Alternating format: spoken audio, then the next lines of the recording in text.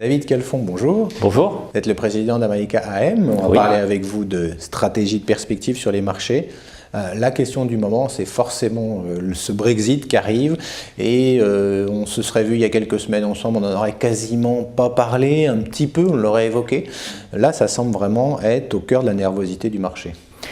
Très clairement, le risque d'une sortie de l'Angleterre de l'Union européenne a été repricé de manière très brutale et significative. Alors bon, il y a des raisons pour cela, hein. On a eu des sondages qui ont montré que l'opinion était en train de pencher de plus en plus vers la sortie. Et le gros sujet, c'est l'inconnu, hein. C'est cet inconnu, cette incertitude que les marchés redoutent tant et dont on a tellement horreur. Personne ne sait vraiment ce qui va se passer le 24 juin si il y a un Brexit. Donc tous les scénarios sont possibles, toutes les réponses sont possibles également. Ce que l'on sait, c'est que les marchés ont toujours envie d'avoir une réaction rapide. L'horloge des marchés, elle est très très courte.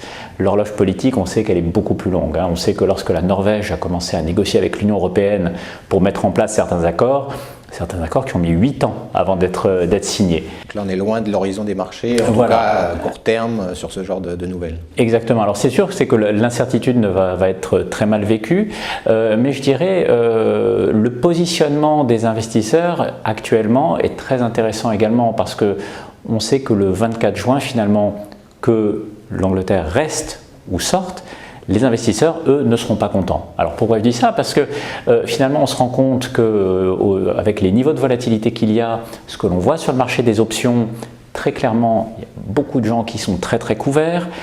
Tout ce que l'on voit passer en termes de transactions montre que beaucoup de gens ont réduit la voilure. Donc, imaginons le scénario où l'Angleterre reste dans la communauté européenne, vous vous retrouvez avec tout un tas d'investisseurs qui sont très sous-investis et qui vont se retrouver à courir après le marché en se disant que c'était l'occasion de faire la performance de l'année, c'est maintenant, c'est pas demain, etc. Donc je dirais c'est un exercice extrêmement périlleux, c'est là où il faut finalement essayer de prendre un petit peu de recul, de se dire que de toutes les manières ça ne sera pas la fin du monde, ça va ouvrir effectivement beaucoup d'incertitudes, mais dans les deux cas, il faut essayer de se protéger des risques extrêmes, mais j'ai envie de dire il faut se protéger dans les deux sens, ce qui est un petit peu inhabituel. Voilà, c'est une stratégie particulière. Alors, on a aussi évoqué, bien sûr, la Réserve fédérale américaine. Là, on pourrait dire que ce scénario-là, finalement, la Réserve fédérale américaine ne fait pas ce que les marchés attendent d'elle depuis des mois. C'est-à-dire cette fameuse hausse de taux, hein, tant attendue, juin. Ben non, c'est peut-être pas juin, c'est peut-être pas septembre, on ne sait plus finalement. À chaque échéance, il y a à nouveau de l'incertitude. Alors, ce qui est clair, c'est que c'est un peu le jeu du chat et de la souris, hein, entre la Fed et les marchés. C'est-à-dire que au tout début de l'année, jusqu'à il n'y a pas si longtemps que ça, le marché disait il n'y aura pas de hausse des taux cet été. La Fed disait si, il y en aura, avec un écart entre les attentes de la Fed et les attentes du marché qui était tellement large que tous les membres de la Fed s'y sont mis pour expliquer qu'ils étaient en position pour monter les taux, etc. Alors, ce qui est intéressant, c'est que on a l'impression que finalement, cette rhétorique de « ne vous en faites pas, l'économie va bien, on va pouvoir monter les taux », ça rassure les marchés.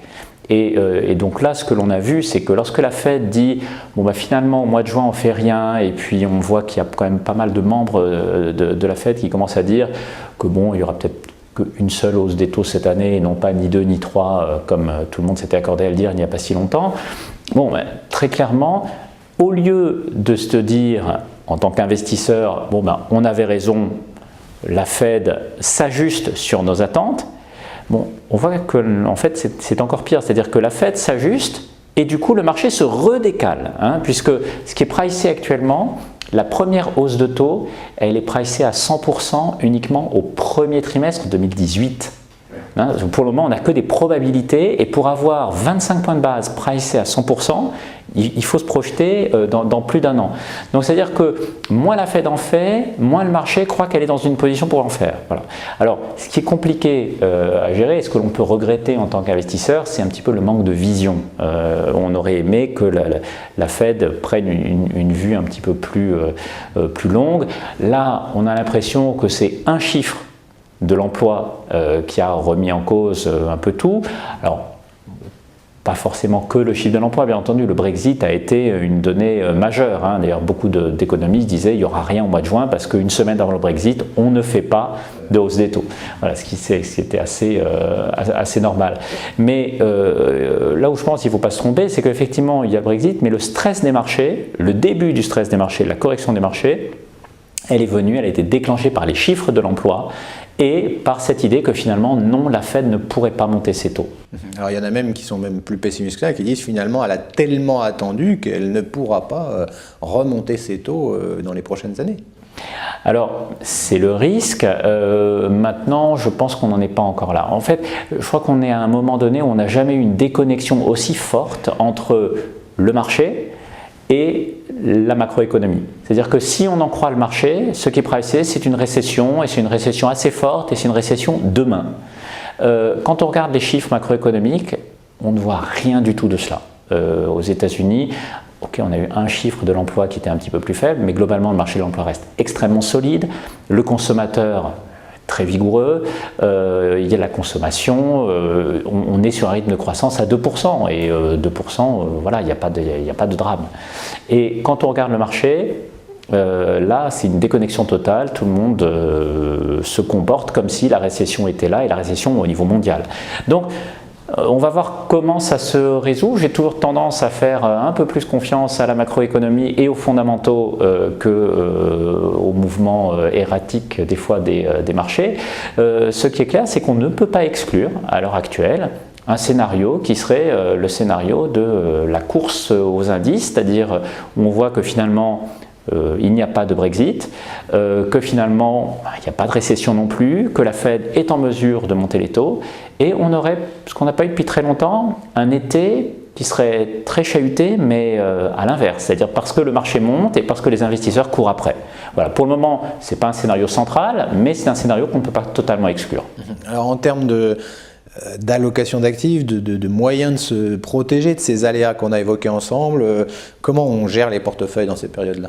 Ah bien, les portefeuilles, chez Amaïca, nous les avons gérés en mettant des protections, mais ces protections, il faut les mettre quand tout va bien. Quand personne ne vous parle de Brexit, quand les prix sont redevenus corrects, quand le coût d'une assurance est devenu gérable. Donc effectivement, nous on avait acheté des puts sur l'Eurostoxx 50, donc de manière très, très simple, mais on les avait achetés pendant la phase de hausse du marché, au tout début du mois de juin et à la fin du mois de mai surtout.